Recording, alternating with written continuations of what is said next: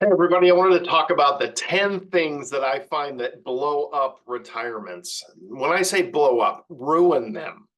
Quite often I see a lot of these little things that happen to people, and I want to share these because it's important to learn from their mistakes and don't make your own, right? So let's start with the first one. Fulfilling your bucket list immediately. I have plenty of people I coach into retirement. They're so excited to get into retirement. And they're like, we're going to spend lots of money in the first 5 or 10 years of retirement because we're really going to go at it. We're going to go have the greatest time. You have to be careful about that for two reasons. One, the penniless person right here, right? You blow through your money a little faster than you thought you would. You hit a patch of inflation. Some of the things you wanted to do got more and more expensive. Go look at the price of a concert these days. It's crazy. You can blow through money real fast if you're not paying attention. So that's one of the problems. But the other problem is the boredom that sets in.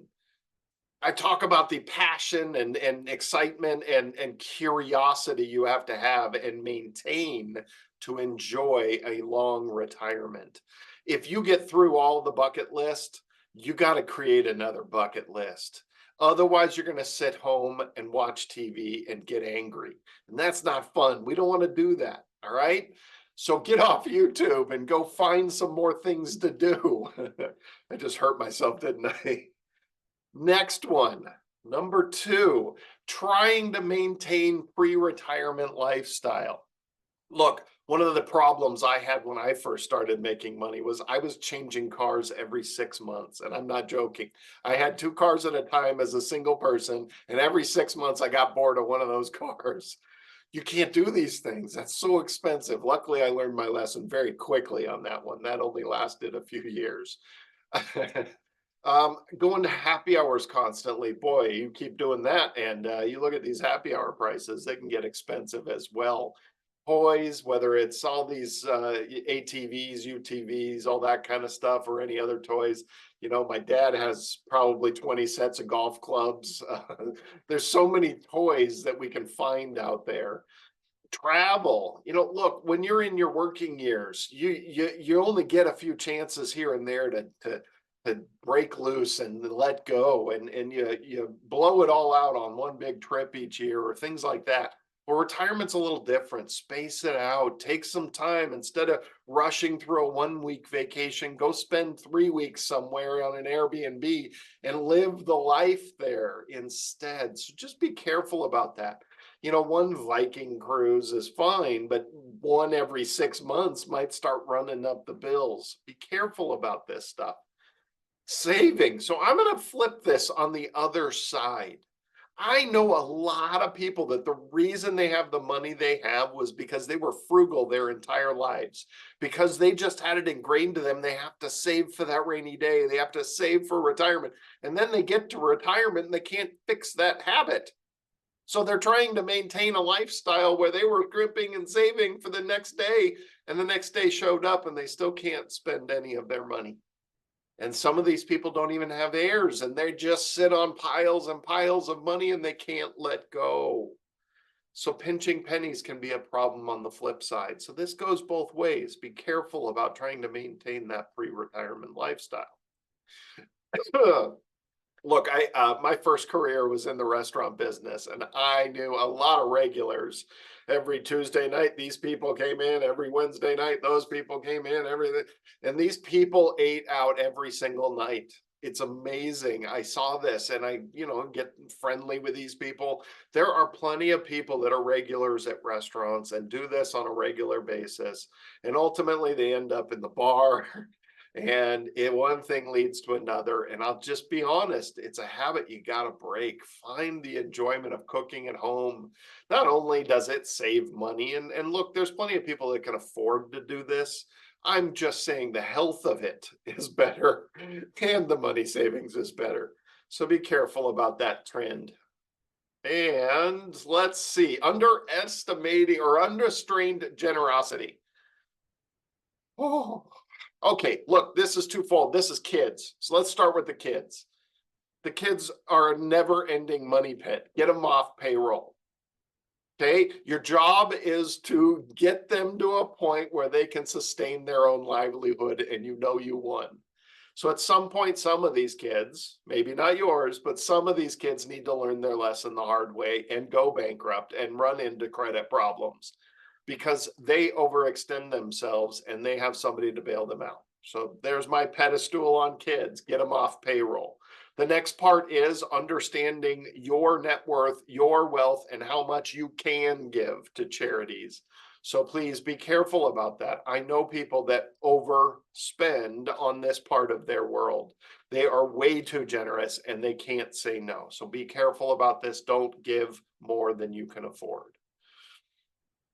Underestimating your lifespan. I love the whole blue zone thing. I'm trying fasting. I'm trying a lot of the stuff that comes from the blue zone. But the reality is there are a lot of people that are living to their century mark, and we're seeing more and more of it. Yes, the average age in the United States, the average lifespan has gone down by 1 year. In this wonderful pandemic we had, but it is working its way back up. And just understand that with medical technology and the more understanding and studies like Blue Zone, and the more, the earlier we start creating healthier habits, the longer we're going to live. But not only the longer we're going to live, but the happier we're going to be, the less aches and pains, the more we're going to be able to do stuff later in life. And that's all a good trend. So don't underestimate how long you're going to live. We always think we're not going to live to 100, but yet people do every day. Underestimating retirement spending. So this one is very specific in my brain. I watch people. One of my favorite things to do is coaching people into retirement, meaning they're in their working years, maybe 5 years from retirement, and they're trying to figure out how to make that transition and then actually doing that. And so I always have people estimating how much they're going to spend in retirement. And I have people that have been way off. Not all of them. Psychology of finance make us spend less than we think we spend in a lot of people's cases. But there are people that tell me, hey, we're going to be happy on $5,000 a month. And they get into retirement and they are spending $11,000 a month, $12,000 a month. So we do see this. I need to withdraw $50,000 a year from my savings, and I should be fine and comfortable. Maybe increase it to inflation a little bit here and there, and then they blow out $100,000 in their first year. So just be careful about these estimations. One thing I caution people is to remember: work takes up your day. If you have no work, you have to find things to take up your day. And if what you do spend your time on costs you lots of money, then you need to estimate that in. So be careful about that. You'll be vacationing more. You'll be able to do your hobbies more. If your hobbies are expensive, I look at people that are golfing every week. My dad golfs 3-4 days a week. I think he's down to 3 days a week now. But lots of the nice golf courses out there are costing $200-$300 a round. It's getting a little crazy out there, and I've seen plenty more than that. Losing track of your spending in retirement. So one is the transitioning into retirement and spending more than you think you're going to spend. You tell me you only need this, and I tell you you have the resources to spend this, and then you spend more. The next one is you're just oblivious of how much you spend. You don't have a budget. You're not paying any attention at all. Okay? I don't need you to save every receipt and count every penny and count every dollar. I always try to coach people into set an amount for that bank account. You know you have this income coming in, and we want to have enough money in that bank account to cover emergencies and pay for the bills and fun and other stuff that your income doesn't cover. So that way you only have to look at that once a year. You estimate how much you're going to need for the upcoming year. You put that in the bank account. You spend what you need in December. You review that bank account. If there's still money in there, you did a good job. If you wake up in November or in September and say, I'm running out of money, you know there's a problem and you got to pay attention. Okay? So don't lose track of your spending. Understand what you're spending without really tracking every penny. This shouldn't be a chore. This shouldn't be like putting your taxes together. This is very simple controls on the money that you have. The next one is for people on tighter budgets. I see this one quite often as well. Oh, I'm not worried about inflation. Cola will take care of that. So of course, I had to put the cola on there. Shameless Coke commercial. Maybe they'll give me a couple shekels. All right. But the cost of living adjustment for those of you that are in retirement and have collected Social Security for many years, for the first time ever, when we saw actual inflation, you actually saw raises because the 2-3% you were getting before that was always eaten up by Medicare cost. So people that were getting Social Security in retirement, other than the spike of inflation we got, all that they did was get a raise and it covered the Medicare cost, and that was it. It did not help your everyday cost of living. So inflation is separate from your COLA, your cost of living adjustment. And the other thing I always talk about, and I've got videos on, is how inflation affects retirees different than the rest of the people out there. So that's also something to pay attention to as well. And then that same piggy bank that's about to explode on you, treating retirement account as that piggy bank. Look, this is controlled spending that you're supposed to be doing, not just blind spending. Need some money, need some money, need some money, need some money. Look at it once a year, pull out the money you need, put it in a bank account, spend the bank account like your piggy bank, not your investment accounts. If you're just pulling all the time, grabbing, you're ultimately making bad decisions on what you're selling to come up with the money that you're withdrawing, and you're also making terrible decisions when it comes to taxation. So your investments are not there for pulling every month, every quarter, every so often, just pull blindly. Do it systematically. Have a system that helps you control and know how much you're spending, because you're going to be able to control taxation a lot better that way. And the last one, misjudging the impact of healthcare costs. Okay.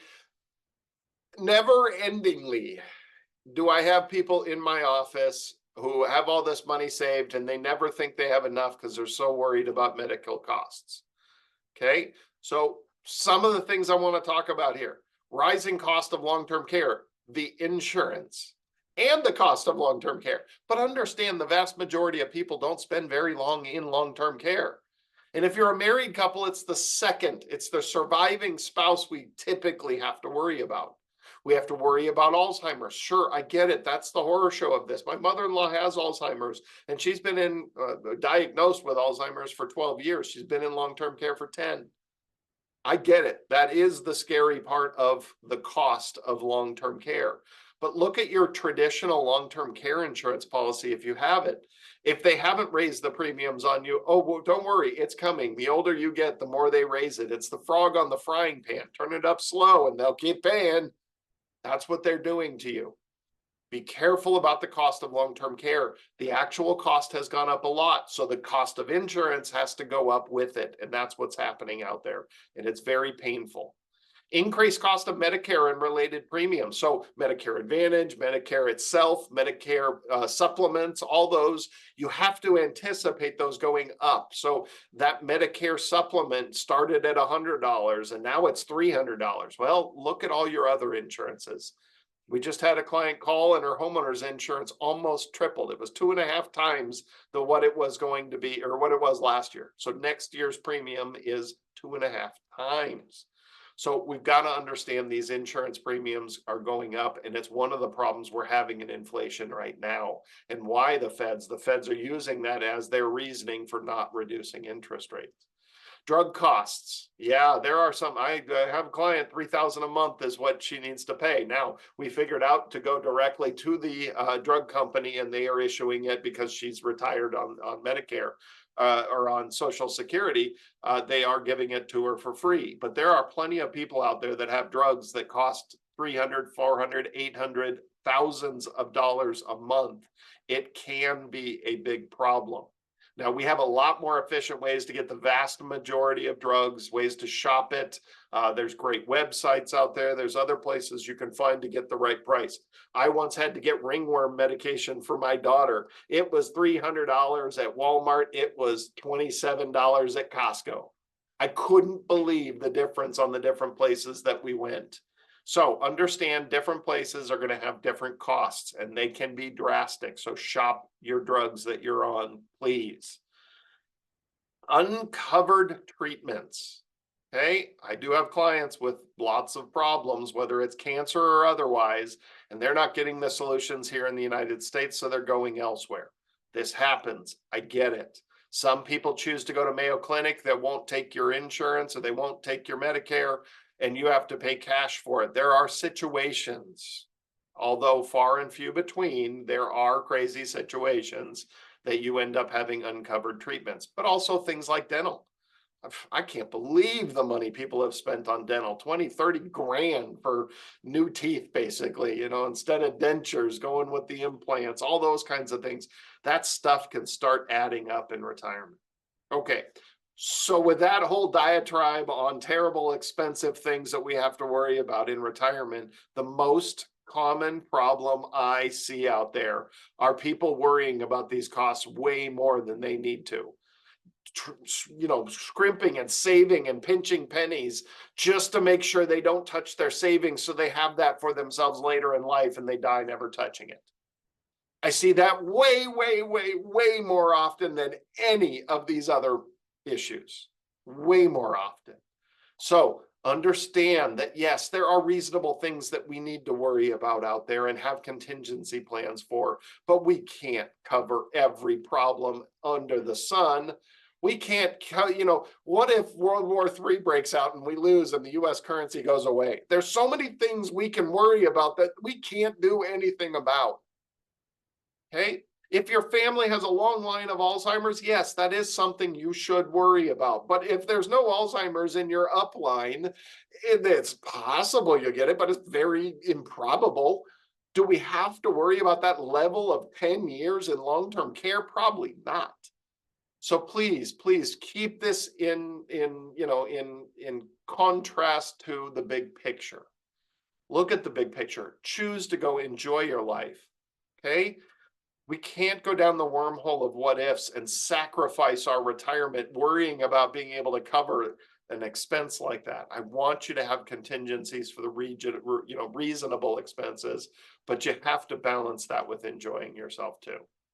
All right, I hope you learned some lessons there. At least one or two of those might resonate with you. This is important. I see people of all walks of life all the time. I get to live their lives with them. It's one of the favorite things I love about my career and what I do. I love seeing people in retirement thriving, but that means I have to deal with the people that aren't. And I want to teach people how to not be miserable in retirement and make sure that you can go enjoy your retirement. So that's what this is about. So if I can help in any way, if you're looking for advice on anything, your investment counselor, you can pick what you're looking for on there. I'm happy to help in lots of different ways. And then our nonprofit website, we conduct full form classes, hour and a half long classes on a different topic every month. And we've got 3 opportunities live via Zoom for you to join, as well as a recording of it. And certainly, if I can help, give us a call as well. Subscribe to the page, share this with friends, and I will see you next week. Thanks again.